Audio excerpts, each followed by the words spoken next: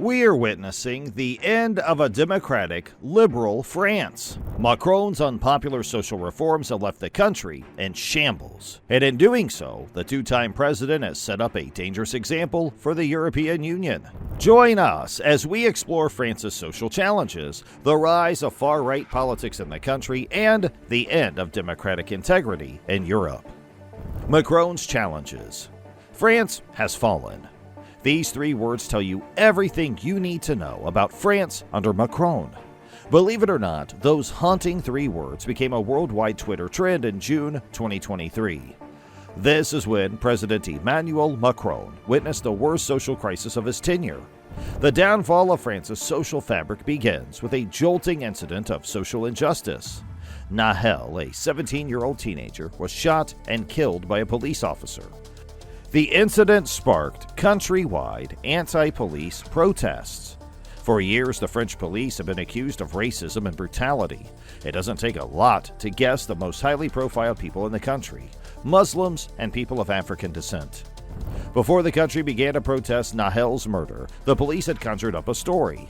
Right after the teenager's murder, the media ran a single narrative. According to the police, Nahel had tried to run over a police officer for no apparent reason. As far as the French media was concerned, Nahel was asked to pull over. He refused, and when the police tried to check his car, he attempted to slam the officer. In that case, Nahel's death was tragic. However, the police had an incentive to pull the trigger. But of course, all that changed quickly. The video account of the incident showed that the police were harassing Nahel with rifles. When he refused to comply with an unnecessary check, he was shot in the head. The fact that the police had lied to cover up a murder didn't sit well with French citizens. When the news of police brutality hit national TV, all hell broke loose. In the blink of an eye, Paris was swarming with young protesters. Later on, the entire country was staging protests against law enforcement. What seemed like a wave of demonstrations turned into civil disobedience really quickly. And well, many have Emmanuel Macron to blame. It's perhaps a miracle that the incumbent was elected in the elections that followed, because while the country was grieving Nahel's murder, Macron was actually seen partying. Paris was burning, and the president of the country was enjoying an Elton John concert in the capital. He did address the issue later on, though, but he didn't really talk about the crux of the matter at all. Instead, Macron advised parents to stop their children from protesting, because destroying government property and attacking police is illegal. But he didn't mention a few important details in his address. Macron chose to deploy heavy forces at protest areas. Heavily armed, the police began to treat protesters like violent terrorists. After the first wave of protests, more than 600 French citizens were arrested. The response to these detentions was turbulent. Protesters began to burn police cars, rob stores, vandalize government property, and whatnot. In short, France was burning. This incident sets up the context of what we're going to talk about next. In his tenure, Macron has imposed many reforms and shied away from quite a few. His failure to address racism in the police force isn't surprising. But when you think about the label of liberal Western democracies of the EU, it seems a bit odd. Here's the thing. In recent years, the biggest European countries have been moving away from their liberal image. Nahel's murder isn't just a failure of the police. It tells us France is crumbling from within. The pro-police reaction to the protest showed us the type of politics the country is leaning towards.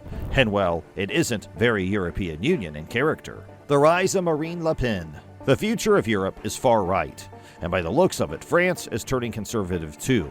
We don't have to do a deep analysis to build our case. Just look at the 2023 presidential race critically. Sure, Macron was able to maintain a seat, but his far-right opponent, Marine, came very close. In fact, her loss in elections was a gap of 17 percentage points. Only 17. The case of Nahel's murder helped Marine's cause quite a bit. While many people saw the incident as a case of racism, French nationalists viewed it as the progressives going crazy. The outburst of violent protests didn't resonate well with the patriots. It's true that Macron himself rarely supports progressive reforms, but his failure in the situation gave Marine the opportunity to find her own politics of racial divide. Many people were convinced that French African people were behind the looting and violence during the protests, and that validated Marine's anti-immigration policies.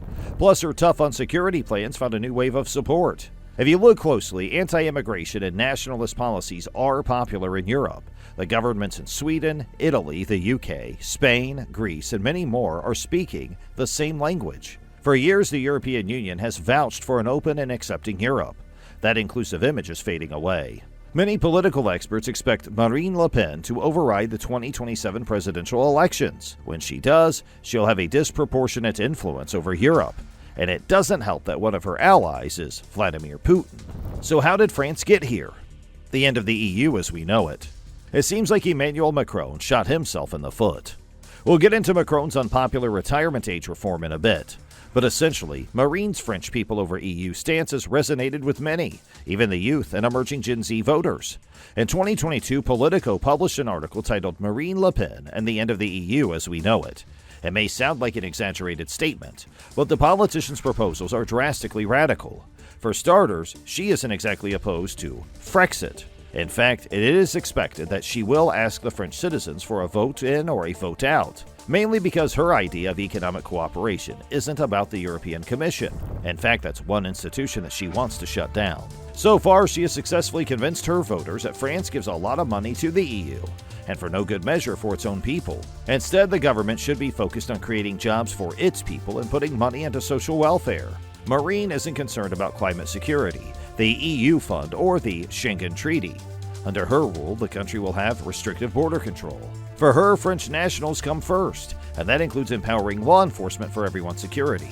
Do you now see why Marine almost won the presidential elections? Her policies reek of neo-fascism, but her image branding is very powerful. She was able to take advantage of the major anti-government protests of 2023 to fuel her campaign. Marine's message was loud and clear. She wanted to cut taxes for people under 30, give affordable housing, and create jobs for student workers. All of this is only possible if France cuts back on critical agreements like the EU funds and climate financing. We can argue that Marine's popularity is part of the larger nationalist rhetoric in the EU, but Macron's failures are hard to ignore as well. His taxation policies have increasingly benefited the rich. His response to the war in Ukraine came at a steep cost accompanied by inflation. The cost of living crisis in the country has evoked a negative response from the youth, because the comparative was hard to ignore. While the average French citizen suffered, Macron cut back on corporate taxes. He also eased labor laws for companies to hire and fire people easily. When it came to pushing for a taxation bracket, his new reforms didn't touch the rich and elite at all. That alone was enough for Marine to get the youth's approval. Not to mention, Marine appealed to the issues that Gen Z cared about. Many experts believe that Le Pen's progressive policies are hollow from the inside, but her stance on energy independence, restrictions on meat packing, and street harassment have liberal tendencies.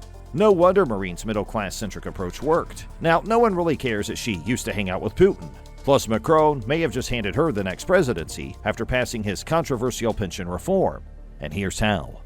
Question of French democracy. On May 1, 2023, more than 500,000 French citizens were out on the streets of Paris. Their objective was to show a democratic resistance towards the new pension bill. According to Macron's new bill, the retirement age was increased to 64 from 62 years. And of course, the policy was as unpopular as you'd expect. The controversial bill was met with waves of protests and demonstrations. Many citizens believed the reform would impact the workers who live paycheck to paycheck. In fact, the polls were very decisive. More than 78% of the votes from French citizens were against the reform. Later on, the National Assembly also didn't vote in favor of the bill. To give a bit of context, Macron increased the retirement age to cut back on pension funds and retirement benefits. His post-COVID economic recovery was slow. So the natural response was to underfund social welfare policies. But people didn't only protest against this particular reform. Their anger was actually cumulative of everything that has happened since 2017. Macron's tenure has been about weakening labor laws and unions. He was also criticized for cutting housing benefits for the poorest of French citizens. Not only that, he decided to limit the rights of the unemployed as well. What he refused to do was tax the rich, or instill more corporate taxes. In fact, he chose to cut back on those two very things. You can argue that Macron isn't the first European president to cut welfare. But the issue isn't just Macron's policy. It is also about how he invoked Article 49.3 of the Fifth Republic to get what he wanted. You see, in a democratic France, the pension bill was passed because Macron wanted it to. Article 49.3 gives the president executive powers in the case of a parliamentary crisis or deadlock. Of course, the opposition was able to weaponize this against the ruling party. But also, France is setting a wrong example for the EU. For years, the EU has forced its Eastern Europe members to maintain democratic integrity, but has refused to lead by example. France is adding to the problem. In the longer run, France's local setbacks will have a huge impact on the EU. A far-right government and weak democracy seem to be the country's immediate future.